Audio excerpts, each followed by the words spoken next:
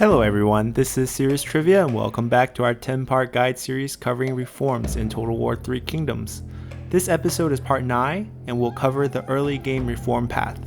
This guide will first define what is the early game, and then I'll recommend 4 different early game reform paths that relates to different playstyles. Let's start with defining the early game.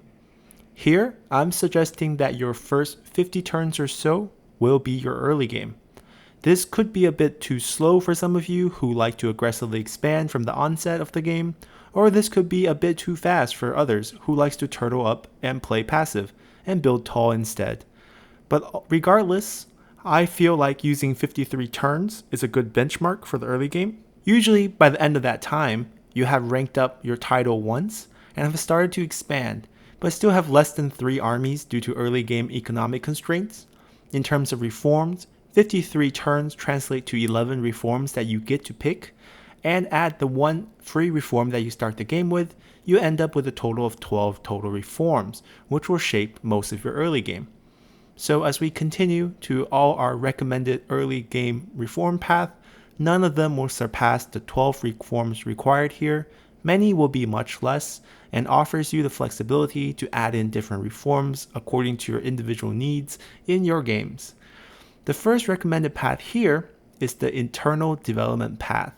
It requires 11 reforms in total and is the one I pursue in almost all my games.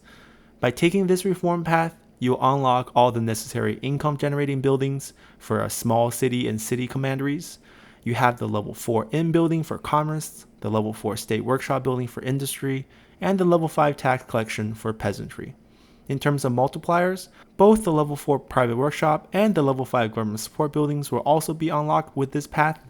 As an added bonus, you will also pick up one additional administrator to help further boost your economy in the early game. These reforms are essential to all your games, so even if you do not choose this path in the early game, you will still have to go back to most of these reforms later on, as you cannot simply win the game without these. I always stuck to this early game reform path mainly due to my passive and developmental playstyle. I know it's not for everyone, but most of these reforms are essential no matter your playstyle. Perhaps the only ones that are considered sort of non-essential are the tax collection chain, as you can get away with never building those in the game. The 5 reforms in the blue and purple portion of the tree is a must-have, as those are your commerce and industry income buildings, and those 2 sources of income will be your dominant income source for most of the commanderies in the game, as they're designed as such with their unique specialty counties. In terms of the order that you should take these, I believe it is rather flexible. The extra administrators should probably be taken as early as possible, as administrators themselves provides immense value when you're doing internal development. Then you should work your way around each color, one reform at a time, instead of focusing on one color before moving on to the next, simply because your buildings need time to build. So by spreading them out, you will help match up your reform timing with your construction timing. Next, we have the military rush. This reform path focuses on aggressive early game playstyle, where most of your early game gold are invested in your armies instead of your commanderies. For income, you depend a lot on winning battles and looting cities, so you end up abandoning most of the developmental path reforms and instead focus mostly on the red reform shown here. Many players swear by the 10% replenishment rush, and with the recent patch changes and the addition of cataphracts in the game, the Lancer Cavalry are moved up in the reform tree to the Retainer Army reform, so it becomes easier to rush these powerful formation-enabling shot cavalry. This branch also makes it cheaper to recruit these units and unlock the level 5 Horse Pasture upgrade, which will help you further reduce the cost of cavalry units. This reform path is predominantly designed for factions like Dongzhuo, Ma Teng, and Gongsun Zan, who all have access to horse pastures early on in their game and feature faction-unique cavalry units, which all their generals could recruit. I also added the private tutor reform here, as it unlocks the archer upgrade, which provides a far superior unit than their militia counterpart at only a marginally higher price. I have almost never gone for this path in any of my games, simply because it doesn't suit my playstyle, But if you're looking for an aggressive early game playstyle, then this is the reform path that would be perfect for you. Next, we have the Onyx Dragon Rush. This is a balanced reform path that fits between a military and a developmental approach to the game. The objective of this path, which takes only 7 reform, is to unlock the Onyx Dragon unit as early as possible. Once you reach that point, which can be as early as turn 28 if your starting free reform is in the blue reform tree or the purple, you will gain full access to the Onyx Dragon unit. Now, at that point, your economy might not be strong enough to support a full retinue of Onyx Dragon on your strategists, as they are a bit pricey, but you can definitely afford 2 or 3 of these units, and those 2 or 3 units will make a material impact on your game, and they get to start leveling up as soon as possible. If you didn't know already or haven't tried them, Onyx Dragons are the most powerful archer unit in the game. They match the crossbowmen in range at 250, have much more ammo than crossbowmen and regular archers, have far better damage, and access to fire arrow, which the crossbowmen lack.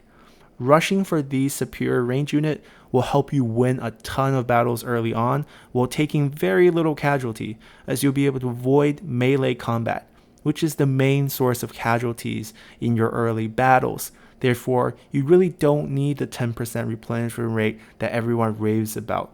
This path is also balanced for economy, as you do gain 2 early game trade routes, as well as building upgrades for the trade port and harbor buildings and the private workshop, so you can still remain focused on a commerce income buildup in the early game, and then shift later on to other sources once you have unlocked those reforms as well. The path also only requires 7 reforms, so you still have plenty of flexibility in the early game to add other reforms to gear yourself more to the military side or the internal development side.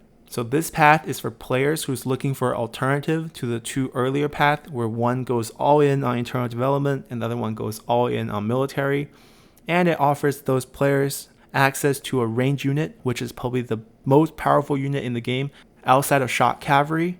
And it provides you a playstyle that allows you to remain aggressive while maintaining a basic level of internal development in the early game. The last path here is the food focus path. While food trading strategies have been nerfed a bit since release, it is still a viable focus for the early game. The path here involves 12 reforms, and they're all green reforms. For food production, this is excellent for farmland, fishing port, and harbor buildings, as reforms in this path help boost those food production, as well as unlock the upgrades for higher level farmland and higher level fishing port, which is key for fishing port, especially since fishing port at level 5 can lose its upkeep while providing additional commerce income. It also sets up your economy with a basic peasantry income, as it unlocks all the peasantry income buildings and provides discounts to building agricultural building, and is ideal for factions like Cao Cao, who starts out in the fertile central plains with tons of peasantry focused commanderies at your disposal. For military, this path provides a little bit of help, as it unlocks the Zor Dragon unit, which, as we have previously mentioned in our unit unlock guide, is a very intriguing unit that uses both a close range glaive and a long range bow.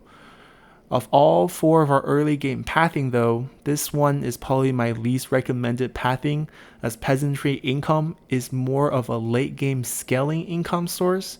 So unless you really want to pursue food trading diplomacy route when you're playing the game, this path is probably the least efficient compared to the other 3. It also requires the most reforms at 12 reforms and is region dependent.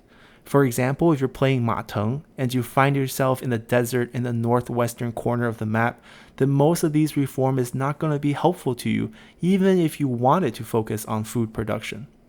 So with that, this concludes part 9 of the series covering early game reform path. This episode and the next one on niche strategies enabled by the reform tree are both going to be relatively shorter episodes, but hopefully you can still learn something new from them and add them to your game. Once again, if you haven't done so already, please consider subscribing to the channel to receive notifications of the latest episodes, guides, and Let's Play videos. I also take requests in the comment section for other guides as well as general suggestions to help improve this channel, so feel free to drop a comment below. For those of you playing the new 8 Princes DLC, guides for the 8 Princes Reform Scroll will come next weekend. It will probably be just one video as the Reform Scroll in the 8 Princes is rather simplified. After that, we will return to the Yellow Turban DLC Reform Scroll as well, since we have long ignored that. Finally, I hope you have enjoyed this video, and see y'all next time. Bye!